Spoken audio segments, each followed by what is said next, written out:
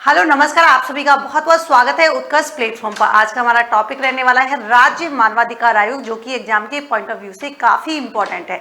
जैसा मैं ऑलरेडी आपको बता चुकी हूँ, आपको करना क्या है, आपको जो मैं टॉपिक पढ़ाने वाली हूँ उसी के साथ ही आप क्वेश्चन प्रैक्टिस जाके कर सकते हैं। आपको करना क्या है, आपको उत्कर्ष ऐप डाउनलोड अगर आपने किया हुआ है तो वहां पर आर एस उत्कर्ष सेलेक्ट कीजिए और आर एस उत्कर्ष के बाद सीधे जो है 10 मिनट स्टडी क्विज में जाकर आप लोग जो है प्रैक्टिस कर सकते हैं। सबसे पहले तो आप सभी को पता है कि देखिए, अगर राजस्थान राज्य मानवाधिकार आयोग की बात करेंगे तो ये किस प्रकार का निकाय है, तो आपने कहा क्योंकि इसका गठन किसी विधि के तहत हुआ है तो कैसा हो जाएगा, निकाय हो जाएगा वैधानिक। कैसा हो जाएगा, निकाय यहाँ पर जो है वैधानिक हो जाएगा। और ध्यान रखेंगे एक्ट, कौन से एक्ट के तहत इसका गठन किया गया है, तो ध्यान रखेंगे एक्ट है 1993 का।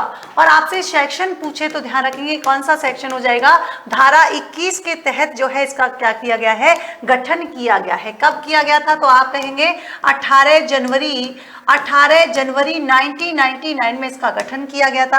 दूसरी बात आती है कि देखिए यहाँ पर जो है इसने कार्य करना कब से शुरू किया था, तो मैं आपको भैया बहुत बार बता चुकी हूँ, मार्च 2000 में जो है इन्होंने क्या किया था, कार्य करना शुरू, या मैं कहूँ क्रियाशील कब हुआ था, तो आप कहेंगे ये मार्च 2000 में क्रियाशील हुआ था। अब बात आते हैं कि देखिए यहाँ पर हेड क्वार्टर कहाँ पर होगा, तो हेड क्वार्टर हो जाएगा जयपुर।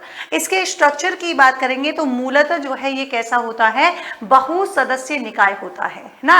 अब इसमें देखिए 1+4 मतलब ये कह रहे हैं जब इसका गठन हुआ था, क्या कह रहे हैं कि जब इसका गठन जो है हुआ था, कब आपके भाई इसका गठन जब हुआ था तो ये तब हुआ करता था, ये 1+4 कैसा हुआ करता था, 1+4 हुआ करता था। लेकिन वर्तमान की बात करेंगे तो इसमें एक अध्यक्ष होता है और एक इसमें 2 सदस्य होते हैं। ऐसा क्यों है, क्योंकि 2006 में क्या हुआ था, इसमें संशोधन हुआ था जिसके तहत यहाँ पर 4 से घटाकर जो है कितनी कर दी गई, 2 सदस्य संख्या कर दी गई। ये भी क्वेश्चन पूछा जाता है। यहाँ पर हम बात करेंगे अध्यक्ष जो होगा उसकी योग्यताएं कितनी होंगी, मतलब योग्यताएं क्या क्या होंगी, तो ध्यान रखेंगे यहाँ पर जो है हाई कोर्ट का सेवानिवृत्त मुख्य न्यायाधीश भी हो सकता है और सेवानिवृत्त अन्य न्यायाधीश जो है यहाँ पर अध्यक्ष हो सकता है।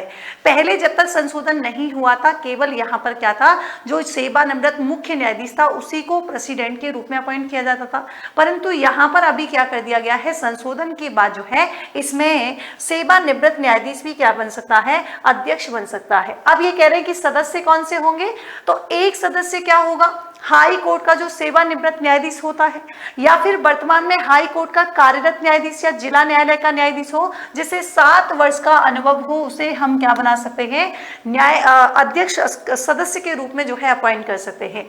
और दूसरा कह रहे हैं कि एक सदस्य जिसे क्या हो, मानवाधिकार, मतलब फर्स्ट नंबर तो ऐसा होगा जो किसी हाई कोर्ट का क्या हो सकता है, रिटायर्ड न्यायाधीश हो सकता है, या फिर प्रेजेंट टाइम में हाई कोर्ट का क्या होगा, कार्यरत न्यायाधीश हो सकता है, या जिला न्यायालय का क्या हो सकता है, न्यायाधीश हो सकता है जिसे क्या होना चाहिए, 7 इयर्स का एक्सपीरियंस होना चाहिए। और एक मेंबर कौन सा होगा, जिसे ह्यूमन राइट्स के बारे में क्या होनी चाहिए, नॉलेज यहाँ पर होनी चाहिए। अब जैसे ये तो बात हो गई राजस्थान मानवाधिकार आयोग की। अगर यहीं पर मैं आपको बताऊं राष्ट्रीय मानवाधिकार आयोग के बारे में, किसके बारे में, अगर यहीं पर हम बात कर लेंगे राष्ट्रीय मानवाधिकार आयोग के बारे में, तो यहाँ पर आपको ध्यान रखना है भाई 1993 का एक्ट जो आया था उसके तहत इसका गठन किया गया था। पहली बात तो किस प्रकार का हो जाएगा, तो आपने कहा वैधानिक हो जाएगा।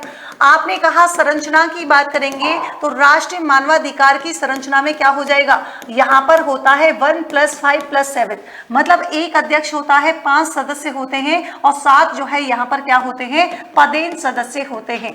पदेन सदस्य का मतलब जो है पोस्ट जो है वो क्या होती है, खुद मेंबर यहाँ पर होती है, जिसमें आपके राष्ट्रीय अल्पसंख्यक आयोग हो गया, SC आयोग हो गया, ST आयोग हो गया, राष्ट्रीय महिला आयोग हो गया। तो इस तरीके से 7 आयोग होते हैं और यहाँ पर 5 सदस्य होते हैं। 3 तो ऐसे व्यक्ति होते हैं जिनको क्या होना चाहिए, जिनको मानवाधिकार आयोग के बारे में जो है, मतलब मानवाधिकार से रिलेटेड जो है उन्हें एक्सपीरियंस होना चाहिए। और बाकी का एक कौन होता है, एक जो है आपके सुप्रीम कोर्ट का मुख्य न्यायाधीश भी हो सकता है। तो इस प्रकार से इनकी संरचना हो जाएगी।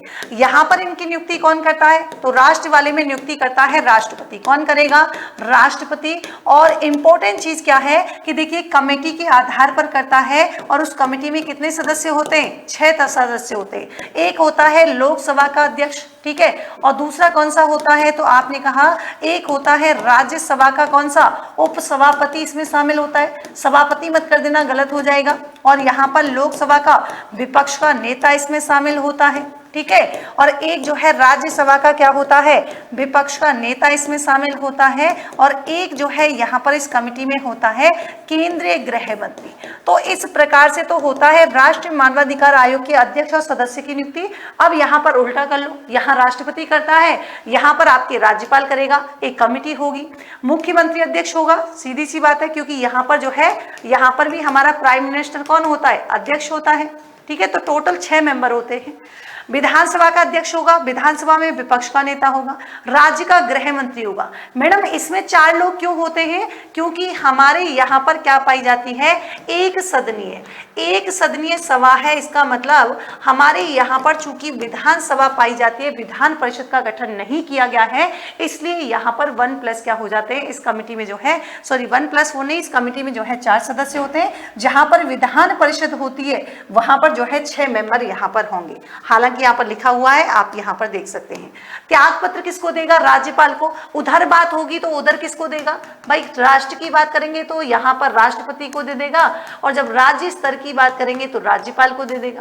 निष्कासन कौन कर सकता है, वेरी वेरी इंपॉर्टेंट, यहाँ पर आपके कंफ्यूजन हो सकता है। इसका निष्कासन मतलब हटाने का अधिकार जो है वो राष्ट्रपति को है, जैसे राष्ट्रीय मानवाधिकार आयोग में होता है।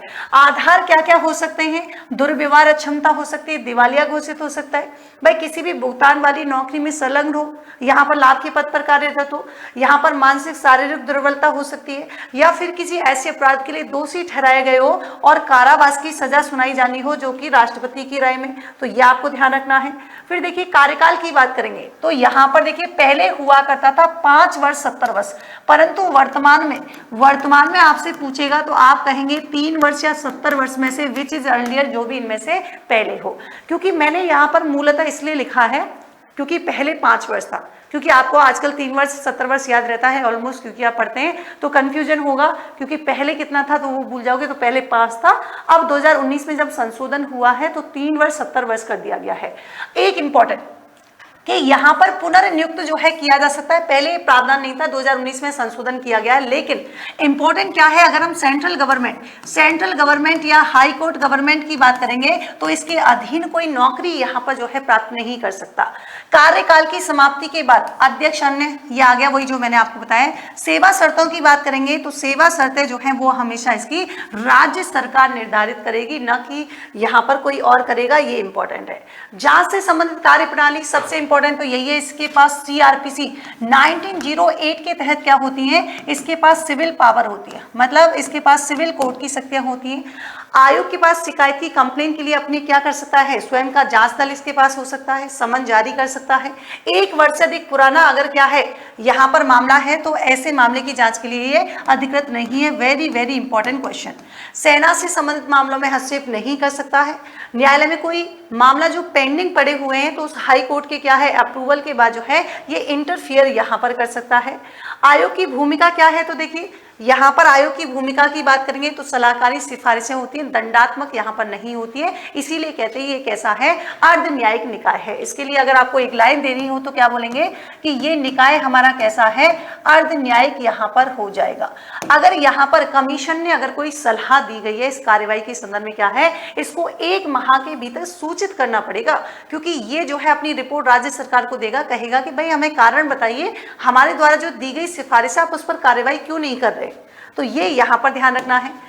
राज्य आयोग की वार्षिक रिपोर्ट वही राज्य सरकार को देगा, राज्य सरकार द्वारा अनुमोदन यहाँ पर किया जाएगा, है ना, अनुदान के रूप में भुगतान यहाँ पर करेगी। मतलब ये कह रहे हैं कि स्टेट गवर्नमेंट जो होगी वो विधानमंडल के द्वारा समुचित विनियोजन के पश्चात राज्य आयोग को क्या है अनुदान के रूप में भुगतान किया जाएगा। कुछ यहाँ पर इंपॉर्टेंट सेक्शन है, जैसे धारा 21 राज्य मानवाधिकार आयोग का गठन है, धारा 22 अध्यक्ष एवं सदस्यों की नियुक्ति से संबंधित है, धारा 23 त्यागपत्र निष्कासन, धारा 24 कार्यकाल हो जाएगा, 26 पद एवं शर्तें हो जाएंगी, 28 वार्षिक विशेष रिपोर्ट और धारा 33 राज्य सरकार द्वारा अनुमोदन कह देता है, उसके लिए माफ कीजिएगा। अन्य महत्वपूर्ण तथ्य, आपसे पूछे पहली अध्यक्ष कौन है, कांता कुमारी भटनागर है।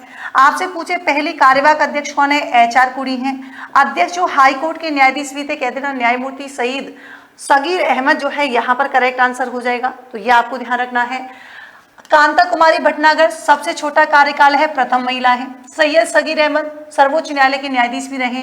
नगेंद्र कुमार जैन की बात करेंगे, सबसे लंबा कार्यकाल है, राजस्थान और भारत के बार काउंसिल के अध्यक्ष रहे। प्रकाश टाटिया की बात करेंगे, राजस्थान हाई कोर्ट के पूर्व मुख्य न्यायाधीश रहे। गोपाल कृष्ण व्यास की बात करेंगे, राजस्थान हाई कोर्ट के पूर्व न्यायाधीश जो है यहाँ पर रह चुके हैं। और वर्तमान अध्यक्ष कौन है, हमारे गंगाराम मूलचंदानी जी हैं। और वर्तमान सदस्य हैं तो यहाँ पर रामचंद्र झाला, अशोक कुमार गुप्ता। तो मुझे बताइए यहाँ पर क्या चेंज हुआ है, कमेंट बॉक्स में आप मुझे बता सकते हैं। उत्कर्ष ऐप की सभी ऑनलाइन टेस्ट सीरीज पर अप टू 90% डिस्काउंट है। उत्कर्ष बुकशाला पर 90% तक का डिस्काउंट है। ऐप के सभी ऑनलाइन कोर्सेज पर अप टू 90% डिस्काउंट है। जयपुर जोधपुर 20,000 24,000 प्राइम, और ये ऑफर जो है 8 जून तक आपके रहने वाला है। इसी के साथ ही आरएस फाउंडेशन 2025 निर्मल बैच 6.0 शुरू होने जा रहा है 26 जून से। 7,500 13,500 ये आपके जो है यहाँ पर फीस रहने वाली है। तो ऐसे ही नेक्स्ट टॉपिक के साथ मैं मिलती हूँ आपसे। Thank you so much, take care, good night.